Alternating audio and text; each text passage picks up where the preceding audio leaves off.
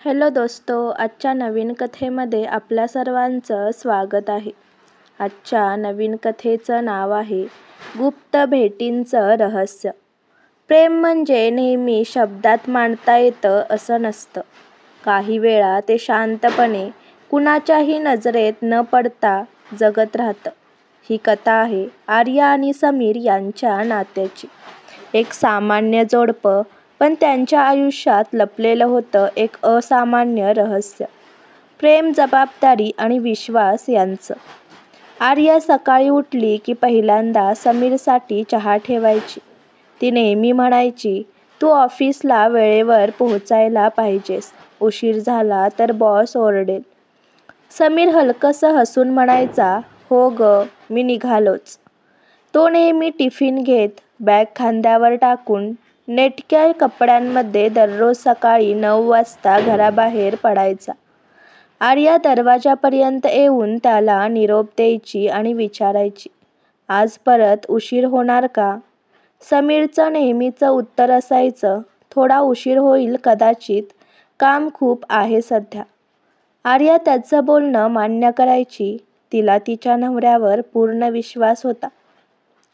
पण गेल्या काही दिवसापासून आर्याला काहीतरी जाणवायला लागलं होतं. समीरच्या चेहऱ्यावर काहीतरी दुःखाचं सावट असायचं.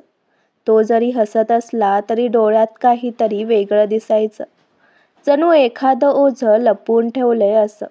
ती स्वतःशी म्हणायची, तो इतका बदललाय का, की काहीतरी माझ्यापासून लपवतोय.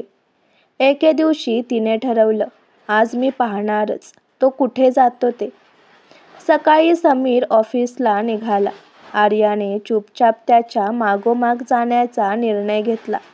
टॅक्सी थांबवली आणि थोड्या अंतरावरून ती त्याचं निरीक्षण करू लागली.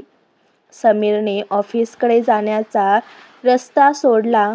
तो वळला शहराच्या दुसऱ्या बाजूला, सिव्हिल हॉस्पिटलकडे. आर्याच्या मनात धडकी भरली. ऑफिस नाही, मग इथे काय करतोय तो? ती हॉस्पिटलच्या गेटबाहेर थांबली. थोड्या वेळाने तिनं पाहिलं, समीर एका वृद्ध महिलेला औषध देत होता. तिचं डोकं थोपटत होता आणि डॉक्टरांशी काहीतरी बोलत होता. आर्या स्तब्ध झाली. ती महिला दुसरी कोणी नसून तिची स्वतःची आई होती. आर्या काही काळासाठी थक्क झाली. आई इथे, हॉस्पिटलमध्ये, आणि समीर रोज इथे येतो? तिने त्या संध्याकाळी समोरासमोर विचारायचं ठरवलं. रात्री समीर घरी आला. आर्या शांत होती, पण डोळ्यात प्रश्न होते. ती म्हणाली, आज मी तुला पाहिलं, हॉस्पिटलमध्ये. समीर काही क्षण शांत राहिला. नंतर त्याने एक खोल श्वास घेतला आणि म्हणाला, आर्या, मी सांगायचं ठरवलं होतं तुला, पण तुझ्या मनावर भार टाकायला नको म्हणून गप्प राहिलो. तुझ्या आईला काही महिन्यापासून किडनीचा त्रास होता. ती मला भेटली होती एके दिवशी. म्हणाली, आर्याला सांगू नको, ती घाबरेल. मग मी ठरवलं, रोज ऑफिसला जातो असं सांगून मी हॉस्पिटलला जाईन. औषधं, तपासण्या, रिपोर्ट्स सगळं मी सांभाळत होतो. आर्याच्या डोळ्यात अश्रू दाटले. ती शांतपणे म्हणाली, आणि मी इथे तुला संशयाने पाहत होते. समीर तिच्या जवळ आला, तिचा हात धरला आणि म्हणाला, कधी कधी प्रेम म्हणजे फक्त शब्द नसतात आर्या, ते कृतीतून दिसतं. पुढच्या काही दिवसात आर्या रोज आईला भेटायला जाऊ लागली. तिला समजलं की समीरने किती गुप्तपणे आणि निस्वार्थपणे तिचं सगळं सांभाळलं होतं. ती आईजवळ बसून विचारायची, तुम्ही मला सांगितलं का नाही? आई म्हणायची, मुलीला आईचं दुखणं पाहवत नाही ग, पण तुझा नवरा खरं प्रेम कसं करायचं ते जाणतो. आर्या त्या दिवसापासून समीरकडे नव्या नजरेने पाहू लागली.